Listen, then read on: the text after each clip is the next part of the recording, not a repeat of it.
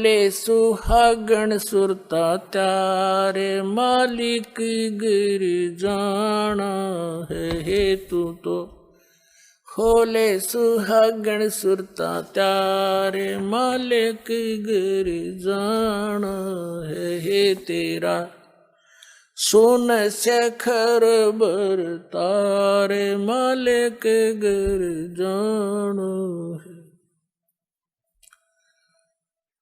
नाले दोले ओढ़ पैर लेकर 16 श्रृंगार आज नहीं तय तड़के परसों आवेंगे तेरे लड़िहारे मालिक गिर जाना है तू तो होले सुहागण सुरता त्यारे।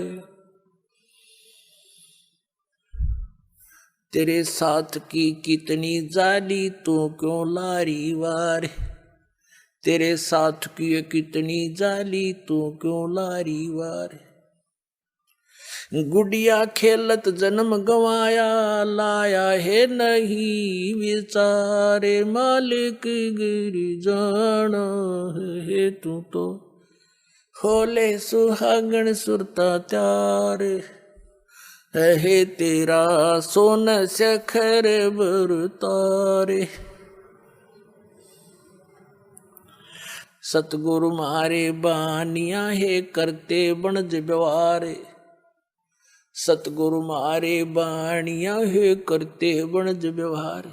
बिन डांडी बिन पालड़े है तोले दिया संसारे मालिक गिर जाना है तू तो होले सुहागण सुरता त्यारे है तेरा सोन शेखर बर तारे मालिक गिर जाना है। सोन शेखर में सेज पिया की हंसे हंस कर ले प्यार सोन शेखर में सेज पिया की हंसे हंस कर ले प्यार। कह कबीर सुनो मेरी सजनी लूटो वो अजब बहार मालिक गिर जाना है तू तो होले सुहागण सुरता त्यारे मालिक गिर जाना है।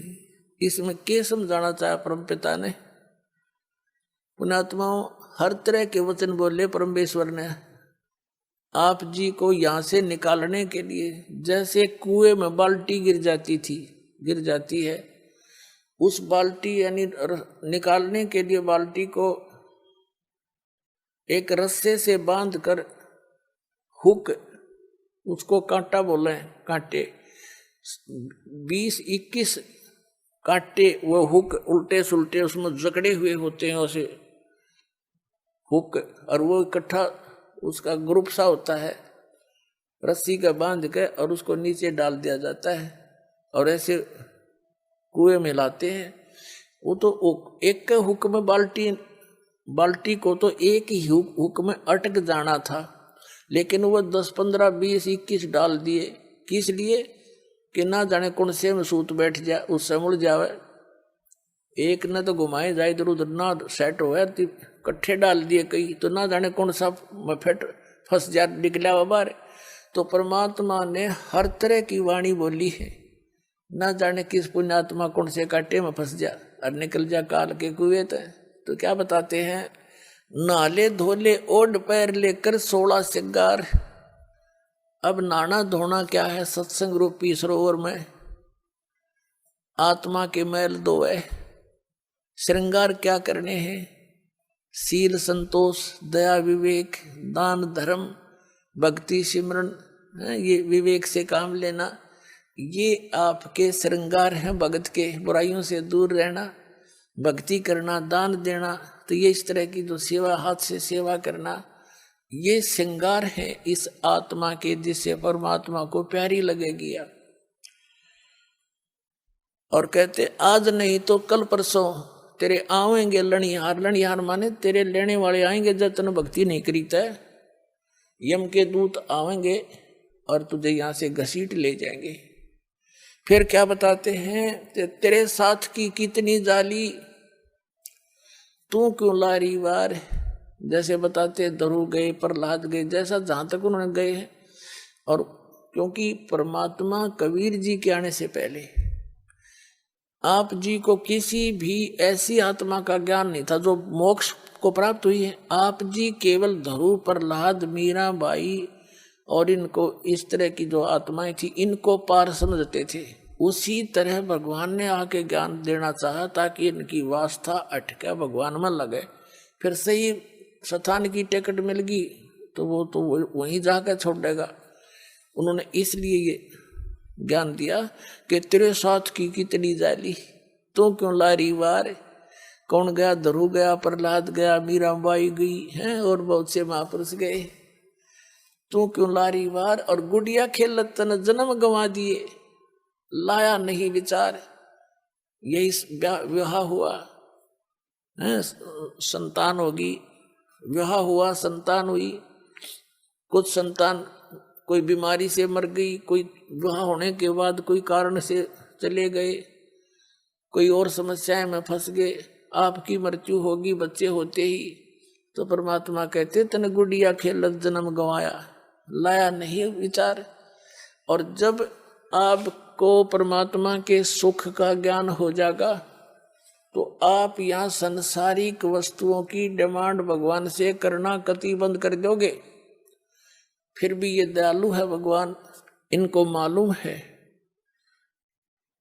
कि ये कैसे समाज में रह रहे हैं। तो आप जी को जैसे भी वो निकालना उचित समझेंगे वैसी ही व्यवस्था आपके लिए कर देंगे। जैसे कोई रोगी है और रोगी डॉक्टर के पास जाता है, डॉक्टर उसको ज्यादा सीरियस देखकर एडमिट भी कर लेता है, नहीं तो औषधि भी देकर भेज देता है।